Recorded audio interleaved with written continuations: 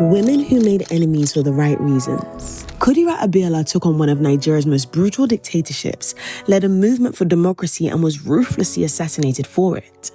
This is her story. In 1993, Nigerians went to the polls and voted overwhelmingly for Abiola to be the president in what was widely considered the freest and fairest election in Nigeria's history. But before the final results could even be announced, the military shut it all down and the election was annulled, sparking outrage and unrest. Months later, General Sani Abacha seized power by overthrowing the interim government and tightening his grip on the nation. Refusing to back down, Abiola declared himself president in 1994. For that, Abacha's regime arrested him and he would spend the rest of his life in detention. With Abiola locked away, many assumed the fight for democracy was over, but KUDIRAT proved them wrong. Stepping into the spotlight, she became the loudest voice against the dictatorship and openly defied a regime that silenced oppression with arrests, torture, and assassinations.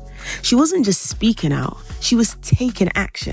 In 1994, she played a key role in organizing one of the longest oil workers' strikes in African history, crippling Nigeria's economy and forcing the government to take notice. And she wasn't stopping there. KUDIRAT wanted more than protests. She wanted change. Calling out the military for its corruption and brutality, she demanded international sanctions, urging Western governments to freeze the wealth looted by the regime and cut off the oil money that funded their grip on power. As KUDIRAT's defiance grew louder, so did the threats against her. The military saw her activism as danger, and when intimidation failed, they resorted to something far worse. For months, KUDIRAT was being watched. Cars with concealed license plates trailed her, and threats against her life kept mounting. And then on June 4th, 1996, the threats became a reality.